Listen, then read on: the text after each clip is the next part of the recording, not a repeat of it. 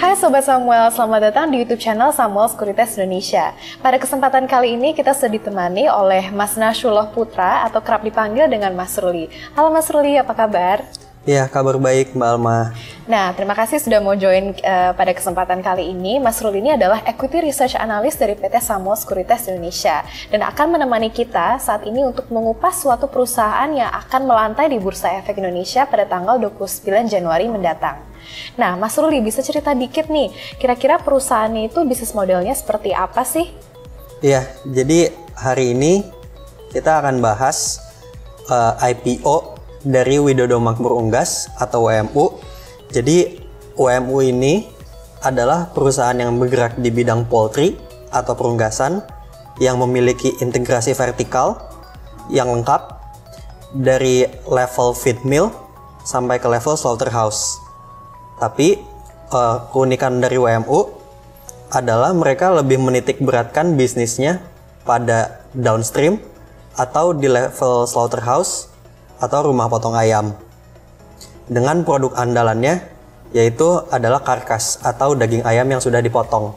Jadi WMU ini termasuk dari Widodo Makmur Perkasa Holding atau WMP yang sudah memiliki pengalaman lebih dari 25 tahun di peternakan sapi, dan peternakan sapi yang dimiliki oleh WMP ini adalah salah satu peternakan sapi terbesar di Indonesia. Jadi pengalaman dan distribution network yang dimiliki oleh WMP ini yang telah membantu WMU untuk mencapai full integrasi di bisnis poultry hingga saat ini.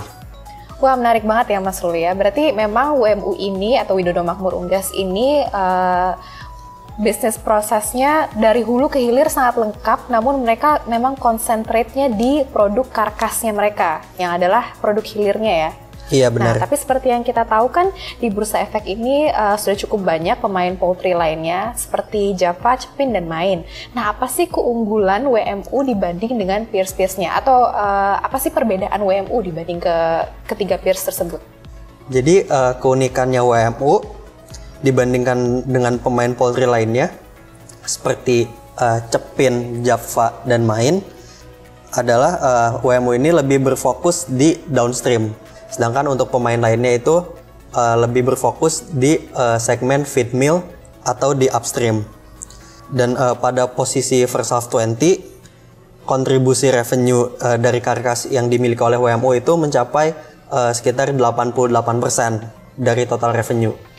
Kalau dari bisnis karkas itu sendiri, apa keunggulan dari bisnis karkas itu sendiri, Mas? Iya, jadi kenapa karkas itu kami nilai lebih baik daripada segmen lainnya, itu bisa kami bahas menjadi 2 poin besar. Yang pertama, karkas itu memiliki gross margin yang lebih besar dibandingkan dengan segmen-segmen lainnya. Gross margin dari karkas itu ada di sekitar 15 sampai dengan 16%. Sedangkan kalau kita lihat segmen lainnya, contohnya di feed mill itu hanya di 10 sampai 12%. Dan untuk segmen broiler atau commercial farm itu bahkan lebih ekstrim lagi. Terkadang segmen ini itu mencatatkan kerugian karena adanya fluktuasi di harga broiler itu sendiri. Dan yang kedua, harga karkas itu lebih stabil daripada harga broiler. Yang seperti yang kita tahu, challenge utama di sektor poultry saat ini adalah adanya disparitas harga antara harga di level konsumen dan di level produsen. Yang ini diakibatkan oleh adanya supply chain yang kurang efektif di industri poultry.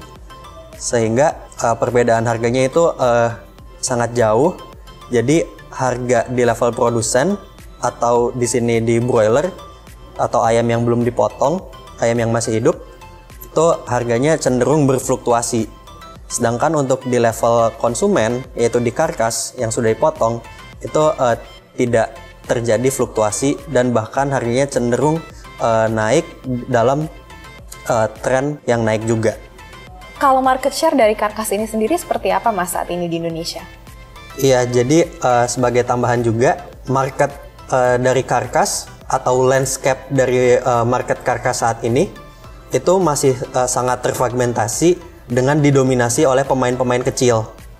Dan sampai saat ini WMU itu hanya baru memiliki sekitar 0,9% market share nationwide. Dan kedepannya untuk tahun 2021 itu dengan memiliki 2 slaughterhouse baru, ini WMU akan menargetkan sekitar 4% market share, dan di tahun 2024 itu ada di sekitar 10% market share. Jadi kita bisa lihat artinya potensi penjualan yang akan dicatatkan oleh WMU ini akan naik berkali-kali lipat. Nah, sebelum kita bicara tentang proyeksi atau growth ke depannya, kita bahas dulu nih, kira-kira kinerja historis WMU selama ini seperti apa, Mas? Jadi secara historis pun WMU masih masih berekspansi. Di tahun 2019 itu mencatatkan kenaikan revenue sekitar 282% dan net profit itu 520% year on year. Hal ini itu karena ada penambahan fasilitas dari slaughterhouse di Jambakan itu dengan kapasitas 9.000 tons per tahunnya. Jadi di posisi balance sheet pun WMU memiliki balance sheet yang sehat, tidak memiliki hutang yang signifikan. Di posisi first half 20, kalau kita lihat debt to equity ratio-nya dan net gearing itu ada di sekitar 0,4 kali.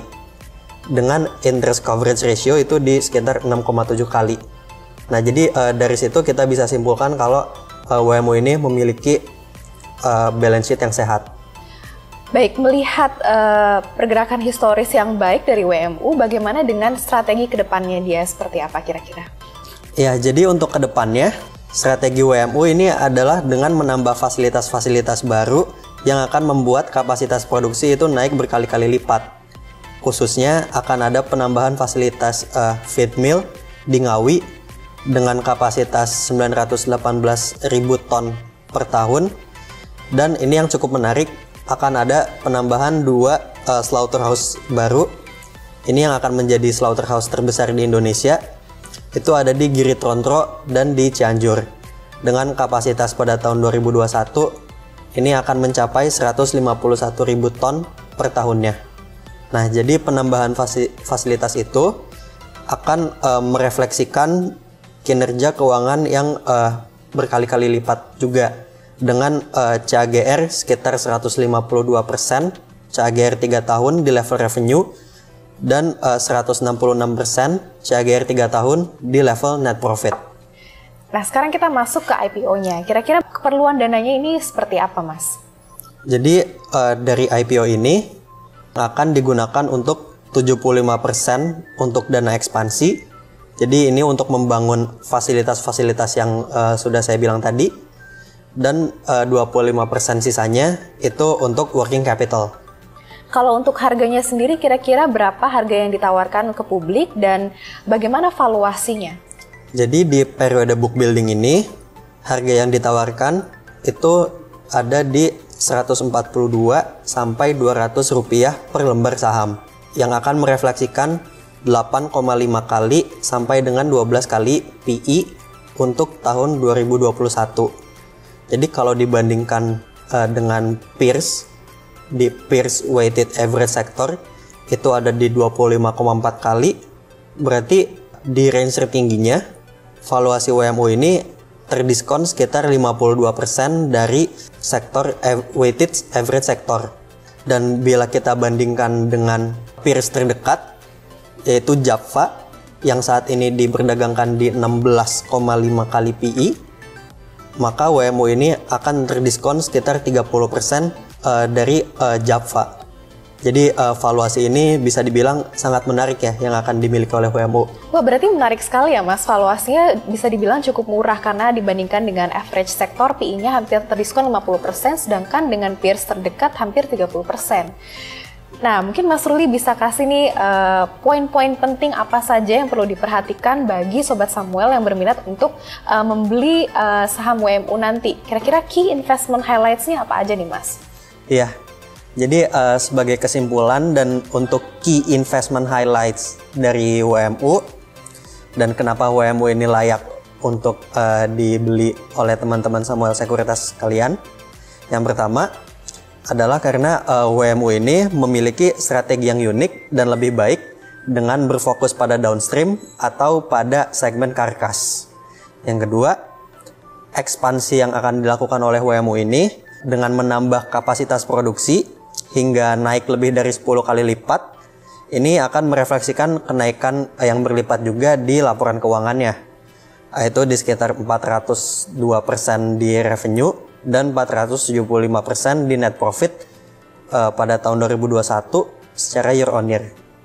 Yang terakhir, ini yang nggak kalah penting juga, yaitu adalah valuasinya. Valuasi yang ditawarkan oleh WMU ini sangat menarik, di 8,5 sampai dengan 12 kali PI untuk tahun 2021. Ini merefleksikan diskon lebih dari 50% dari weighted average sektor. Dan dengan kompetitor terdekat yaitu Java itu diskon di sekitar 30%. Oke, kalau boleh saya conclude, berarti key investment highlights dari WMU ini adalah market positioning yang baik, strategi ke depan yang baik, dan juga valuasi yang masih sangat murah ya, Mas Ruli. Iya, benar. Oke, Sobat Samuel, thank you for watching. Terima kasih juga Mas Ruli udah mau join dan sharing sama kita tentang PT Widodo Makmur Unggas. Iya, semoga info sama-sama yang disampaikan bermanfaat bagi Sobat Samuel sekalian. Jangan lupa like dan subscribe YouTube channel kita dan follow Instagram kita di @samuelsekuritas Indonesia. Sampai jumpa di kesempatan berikutnya. Terima kasih.